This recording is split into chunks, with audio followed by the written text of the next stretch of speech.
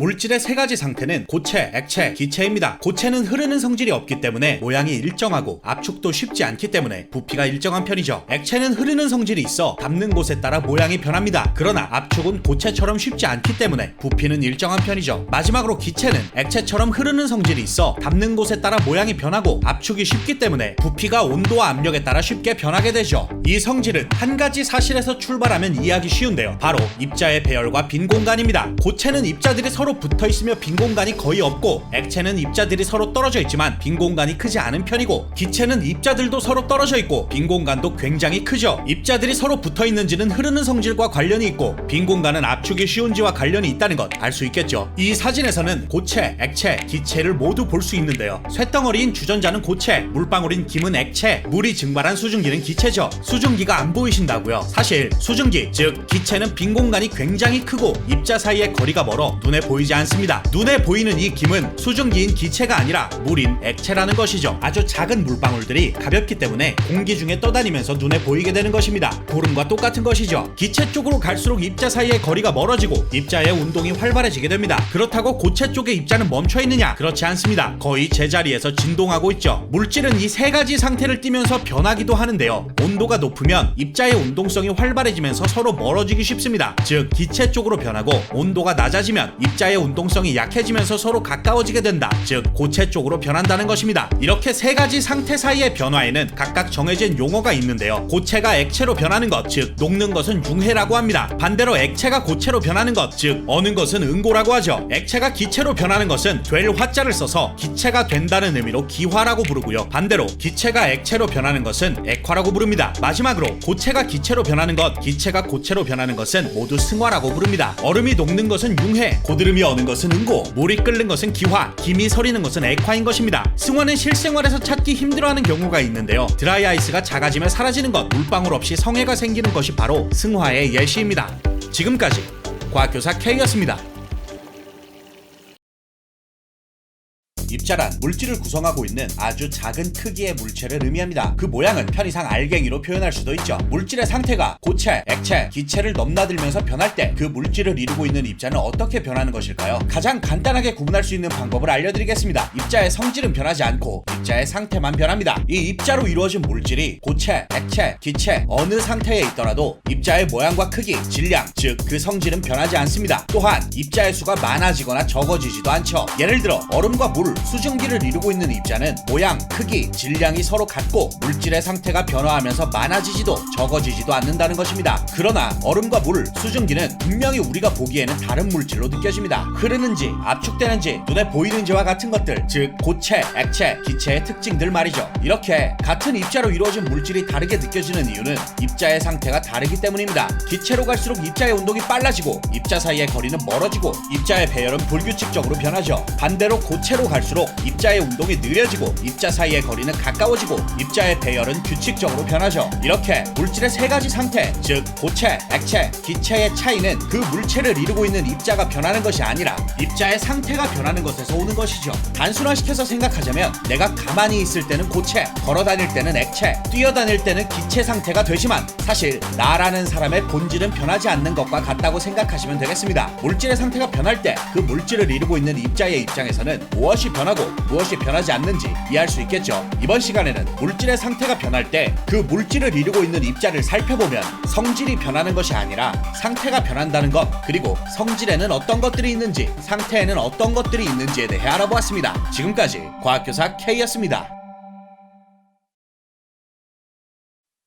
고체 상태의 입자보다 액체 상태의 입자가 더 자유롭게 움직입니다. 그리고 기체는 더욱더 자유롭죠. 이렇게 더 자유로운 상태로 변할 때 입자가 서로의 연결을 끊어내고 자유로워지기 위해 열 에너지를 이용하는데요. 주변에서 열을 흡수하기 때문에, 즉 주변의 열을 없애버리기 때문에 주변이 차가워지죠. 고체에서 액체로, 액체에서 고체로 상태가 변화하는 과정, 즉 자유로워지기 위해 필요한 에너지를 주변의 열 에너지를 흡수하면서 얻는다는 것이죠.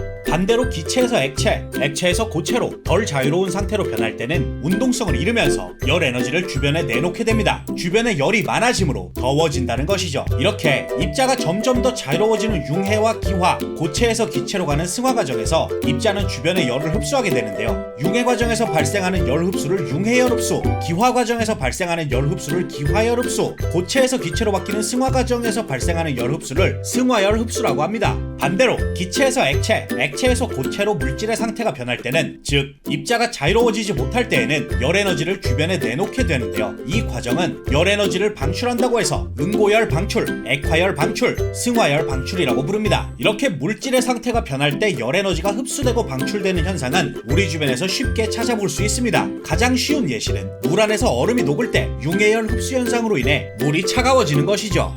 추운 겨울을 따뜻하게 나는 방법. 집 밖에서 물을 끓입니다. 그리고 수증기를 모으죠. 이 수증기를 집 안으로 가져오면 차가운 집안 온도에 의해 다시 액체 상태의 물로 되돌아오게 됩니다. 액화열 방출 현상이 일어나 주변이 따뜻해지죠. 바로 보일러의 원리입니다. 이번 시간에는 물질의 상태가 변할 때 열 에너지는 어떻게 움직이는지, 그리고 우리 생활에서 이런 열 에너지 흡수 현상과 열 에너지 방출 현상을 어떻게 이용하는지에 대해 알아보았습니다.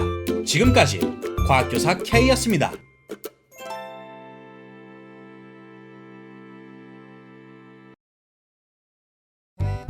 온도는 열을 가하는 만큼 증가하게 됩니다. 따라서 가열한 시간과 온도 변화의 그래프를 그리게 되면 고체든 액체든 기체든 이렇게 비례하는 형태를 띠게 됩니다. 그런데 상태가 변화하는 동안은 다릅니다. 고체에서 액체로, 액체에서 기체로 변할 때는 융해열 흡수와 기화열 흡수 현상이 일어나게 됩니다. 가열을 하더라도 열을 흡수해서 상태 변화에 사용해버리기 때문에 온도가 높아지지 못하게 되죠. 그렇기 때문에 그래프로 나타내면 고체가 액체로 바뀌는 동안, 그리고 액체가 기체로 바뀌는 동안, 즉 두 가지 상태의 물질이 존재하여 상태 변화하는 동안에는 온도가 변하지 않는다는 것입니다. 반대로 냉각하는 경우에도 이렇게 물질의 상태가 바뀌는 동안에는 응고열 방출과 액화열 방출 현상이 일어나 상태 변화를 하는 동안 열을 주변에 방출함으로써 냉각을 방해하기 때문에 온도가 낮아지지 못하고 유지됩니다. 상태가 변화하는 동안에는 온도가 변하지 않는다는 것이죠. 우리는 물질의 상태 변화와 열 에너지를 배우면서 물질의 상태가 변화할 때 더 자유로워지면서 주변의 열을 흡수하고 자유를 잃으면서 주변의 열을 방출한다는 것에 대해 알게 되었습니다. 이렇게 상태 변화로 인한 열의 방출과 흡수가 주변의 가열이나 냉각을 상쇄시키면서 물질의 상태가 변할 때는, 즉 두 가지 상태의 물질이 공존할 때에는 온도가 유지된다는 것 알아두시면 되겠습니다. 이렇게 고체에서 액체로 상태가 변화하는 온도를 녹는 점이라고 합니다. 반대로 액체에서 고체로 상태가 변화하는 이 온도를 어는 점이라고 하죠. 녹는 점과 어는 점은 사실 같은 온도가 되겠네요. 그리고